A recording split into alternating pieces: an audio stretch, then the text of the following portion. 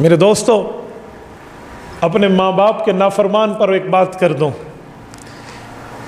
عربی کتاب کی ایک حکایت ہے کہ ایک خاتون کی شادی ہوئی۔ پہلی رات خاتون خاوند کے پاس کمرے میں پہنچی۔ سہاگ رات میں خاوند ایک تھال لے کر آیا جو صحبت اور سرید اور کھانے کا تھا، اپنی نئی نویلی دلہن کے سامنے رکھا اور کہا آئے کھائیں۔ تو اس کی بیوی کہنے لگی خاوند کو کہ جو میری ساس آپ کی امی ہیں وہ بھوکی تھیں، میں نے ان کا چہرہ دیکھ لیا تھا، اسے کھانے کی طلب تھی لیکن مہمانوں میں ٹھہری تھی تو کھا نہ سکی، امی کو بلا لو وہ بھی کھانا کھا لے۔ تو اس کا بیٹا کہنے لگا، یعنی اس کا خاوند جو اس ماں کا بیٹا تھا، کہنا امی کو بھوک نہیں تھی، کہا بھوک تھی، آپ بلا لیں۔ کہ نہیں تھی، کب سو گئی ہوگی، چھوڑو فلاں۔ یہ اصرار کرتی رہی، وہ انکار کرتا رہا۔ اس نے کہا وہ بھوکی تھی، بڑے دنوں سے ہمارے گھر آپ کا رشتہ لے کر آتی ہے، میں اس عورت کے درد دل کو جانتی ہوں، اسے بلا لو 2 لقمے کھا لے گی۔ میں نے کہا چھوڑو یار، ماں کو کیا ہے، یہ بوڑھے ایسے ہی ہو جاتے ہیں۔ یہ جملہ سننا تھا تو بیوی نے کہا میں اپنے تم کو قدرت نہیں دوں گی، مجھے طلاق چاہیے، مجھے طلاق چاہیے۔ ہڈا پڑ گیا، شور شرابہ ہو گیا۔ انہوں نے کہا جی نہیں رہنا، میں نے، مجھے طلاق چاہیے۔ لڑائی ہو گئی، میکے والے آ گئے، اپنی بیٹی کو لے گئے، جرگہ بیٹھا، طلاق ہو گئی۔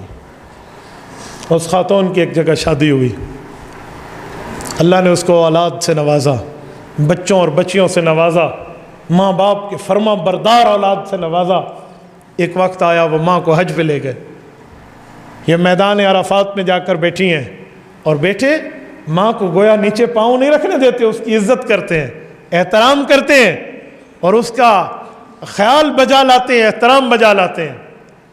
کھانے کا وقت ہوا تو یہ کھانا اکیلے نہیں کھاتی تھی، بچوں کو پتہ تھا کوئی غریب عورت اسے بلاتے، اس کے ساتھ بٹھاتے، کوئی غریب جا رہا ہوتا تو اس کے بچے اس کا منہ دھلواتے، اسے کھانا کھلاتے۔ اسی اسلام میں ایک شخص کو دیکھا پراگندہ بالوں سے، وہ ایک جگہ لڑکھڑاتا ہوا اور فضول قسم کی حرکات کرتا ہوا آ رہا ہے۔ بچوں نے اسے پکڑا اور اسے کھانا وغیرہ کھلایا، اس کا منہ دھلوایا اور بٹھایا۔ اچانک ہوا آئی اور اس عورت کے خیمے سے جو چادر تھی نا، جو آگے پردے کی لٹکی ہوئی تھی، وہ ہٹی، اور اس نے دیکھا کہ میرے بچے جس شخص کو کھانا کھلا رہے ہیں، جو فقیر اور ملنگ ٹائپ کا آدمی بیٹھا ہے، یہ تو وہی ہے جس سے میرا نکاح ہوا تھا اور طلاق ہوئی تھی۔ تو حیران ہو گئی، بچوں کو کیسے بلاؤ، کھانا وغیرہ کھا لیا، بلایا۔ پردے میں اس نے کہا کہ میں آپ کی وہی سابقہ بیوی ہوں جس نے آپ سے طلاق لی تھی، کیا ہوا، آپ کے اوپر کیا گزری؟ اس نے کہا آپ پہ کیا گزری؟ کہ یہ میری اولادیں ہیں، آپ نے دیکھا کتنے قدردان ہیں ماں باپ کے، کیسے معاملات چلا رہے ہیں، یہ سارے میرے بچے ہیں جو آپ کی خدمت کر رہے ہیں۔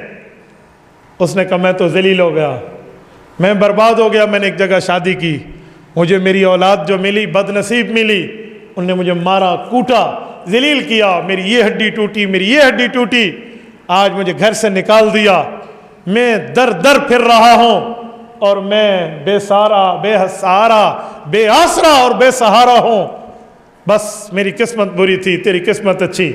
اس خاتون نے کہا ایسی بات نہیں ہے، ماں باپ کو ستانے والا وہ گناہگار ہے جس کی سزا آخرت تو آخرت دنیا میں بھی ملتی ہے۔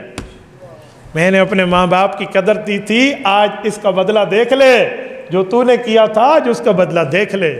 تو میرے بھائیوں، جو وہ تجربے سے بتا رہے ہوتے ہیں اور اولاد ان کو بوڑھا بوڑھا کہہ کر، اولاد ان کے بڑھاپے کا مذاق اڑا کر ہٹ جاتی ہے، یہ یاد رکھنا وہ اپنا تجربہ دے رہا ہوتا ہے جو سونے سے زیادہ ہمارے لیے قیمتی ہے۔ تبارك الذي نزل الفرقان على عبده ليكون للعالمين نذيرا